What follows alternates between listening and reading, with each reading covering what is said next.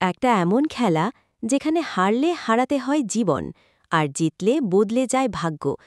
আজ আমরা ঢুকে পড়ব স্কুইড গেমের সেই ভয়ঙ্কর দুনিয়ায়। চলুন দেখে নিই প্রথম পর্বের শুরুটা আসলে কী লুকিয়ে রেখেছে।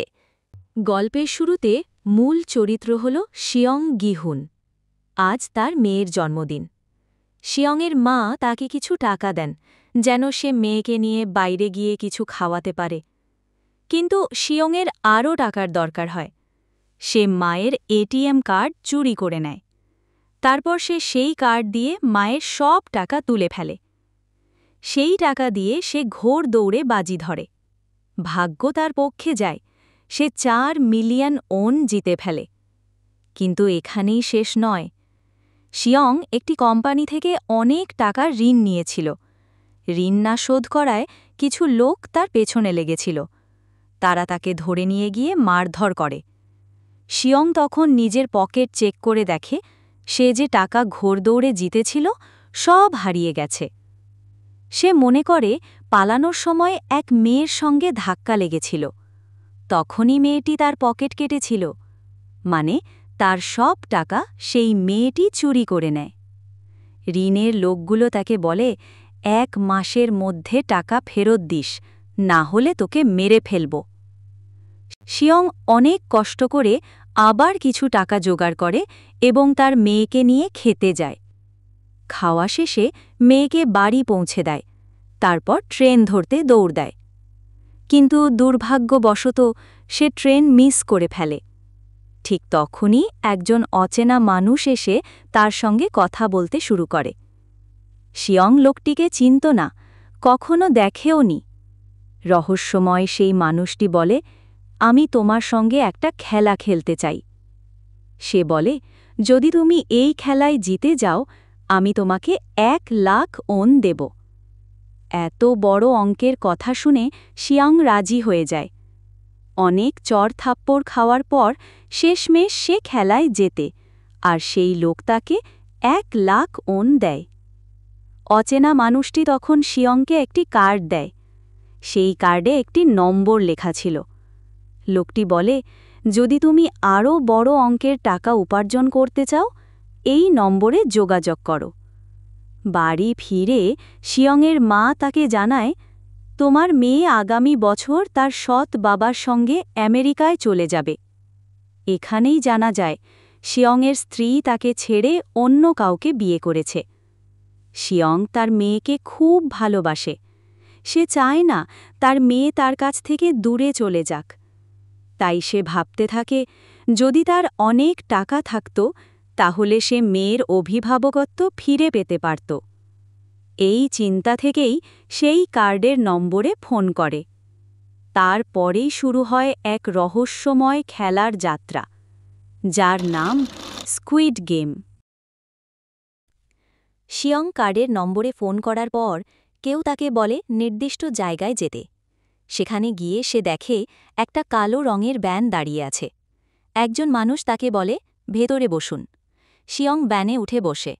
ভেতরে আরও কিছু মানুষ ছিল, সবাই মুখে মাস্ক পরে অচেতন অবস্থায় বসে আছে। শিয়ং তাকিয়ে দেখে ড্রাইভারের মুখও পুরো ঢাকা। সে কিছু একটা জিজ্ঞেস করতে যাচ্ছিল, ঠিক তখনই ভ্যানে গ্যাস ছাড়া হয়, আর মুহূর্তের মধ্যেই শিয়ং অজ্ঞান হয়ে যায়। চোখ খুলে সে দেখে সে এক বিশাল ঘরে শুয়ে আছে। চারদিক ভরা বিছানা। প্রায় 456 জন মানুষ সেখানে উপস্থিত। সবাই একই রকম সবুজ পোশাক পরা, আর বুকে একটি নম্বর লেখা। শিয়ংয়ের নম্বর 456। সে আশেপাশে তাকিয়ে বোঝে সে একা নয়, এখানে শত শত মানুষকে আনা হয়েছে। তাদের কেউ কেউ ভয় পাচ্ছে, কেউ চিৎকার করছে, কেউ ভাবছে এটা কোনো মজার গেম শো। কিছুক্ষণ পর প্রবেশ করে কয়েকজন প্রহরী। তারা গোলাপি রঙের পোশাক পরে, মুখে কালো মুখোশ, আর মুখোশে গোল, ত্রিভুজ আর বর্গ আকৃতির চিহ্ন আছে। তাদের একজন গম্ভীর গলায় বলে, তোমরা সবাই এখানে এসেছ একটা সুযোগের জন্য, তোমাদের জীবনের সবচেয়ে বড় সুযোগ। তারপর সবাইকে একটি বড় স্ক্রিনের সামনে দাঁড় করানো হয়। একজন কালো মুখোশ পরা মানুষ, যার নাম পরে জানা যাবে ফ্রন্টম্যান, সে স্ক্রিনে ভেসে ওঠে। সে বলে, তোমাদের সবাইকে মোট 6টি খেলা খেলতে হবে, যে এই 6টি খেলা জিতে যাবে সে পাবে বিশাল অঙ্কের পুরস্কার।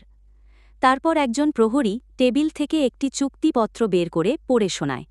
প্রথম নিয়ম, কোনো খেলোয়াড় নিজের ইচ্ছায় খেলা ছাড়তে পারবে না। দ্বিতীয় নিয়ম, যে খেলোয়াড় খেলতে পারবে না তাকে সরিয়ে দেওয়া হবে। এই সরিয়ে দেওয়া কথার আসল মানে তারা তখনও বুঝতে পারেনি। তৃতীয় নিয়ম, যদি অধিকাংশ খেলোয়াড় একসাথে খেলা চালিয়ে যেতে না চায় তাহলে খেলা বন্ধ করে সবাইকে ছেড়ে দেওয়া হবে। এরপর প্রহরীরা সবাইকে এক সারিতে দাঁড় করিয়ে বলে, এখন তোমাদের প্রথম খেলা শেখানো হবে। সবার মন ভয়ে কাঁপতে থাকে। ধীরে ধীরে বড় দরজাটা খুলে যায়। তারপর সবাইকে নিয়ে যাওয়া হলো এক বড় রোদমাখা মাঠে। সেখানে ছিল একটা বিশাল পুতুল, এক মেয়ের মতো দেখতে, দাঁড়িয়ে আছে মাঠের এক প্রান্তে।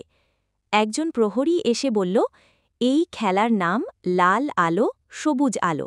যখন পুতুল বলবে সবুজ আলো তখন সামনে এগোতে হবে, আর যখন বলবে লাল আলো তখন সবাই থেমে যাবে। যে নড়বে সে বাদ পড়বে। সবাই প্রথমে হাসতে লাগল। তারা ভেবেছিল এটা কোনো শিশুদের খেলা। কারও মাথায় তখনও আসেনি এই খেলাটা প্রাণঘাতী। তারপর ঘোষণা এলো, খেলা শুরু। পুতুলটি পেছন ফিরে বলল, সবুজ আলো। সবাই দৌড়াতে লাগল। হঠাৎ পুতুলটা ঘুরে বলল, লাল আলো। একজন লোক তখনও দৌড়াচ্ছিল। সঙ্গে সঙ্গেই তার শরীর ঝাঁকুনি খেল, আর সে মাটিতে লুটিয়ে পড়ল। সবাই ভেবেছিল সে হয়তো হোঁচট খেয়েছে, কিন্তু পাশে দাঁড়ানো এক খেলোয়াড় কাছে গিয়ে দেখল লোকটা মারা গেছে। হঠাৎ টিক শব্দ, আর পরের মুহূর্তে আরেকজনকে গুলি করা হল। এবার সবাই বুঝে গেল বাদ দেওয়া মানে আসলে মেরে ফেলা। ভয়ে সবাই দৌড়াতে শুরু করল, আর পুতুল তাদের একে একে গুলি করে ফেলল। মাঠ ভরে গেল মৃতদেহে, রক্তে লাল হয়ে উঠল চারপাশ। শিয়ং ভয়ে স্থির হয়ে গেল। তার পা কাঁপছে, সে প্রায় পড়ে যাচ্ছিল। তখন এক লোক, আলী, তাকে ধরে ফেলে। পুতুল আবার বলে, সবুজ আলো। তারা ধীরে ধীরে এগোতে থাকে, শ্বাস বন্ধ করে রাখে সবাই। পুতুল ঘুরে ঘুরে গান গায়, আর যারা সামান্য নড়ে তাদের একে একে শেষ করে দেয়। অবশেষে সময় শেষ হওয়ার আগে শিয়ংও গন্তব্যে পৌঁছায়।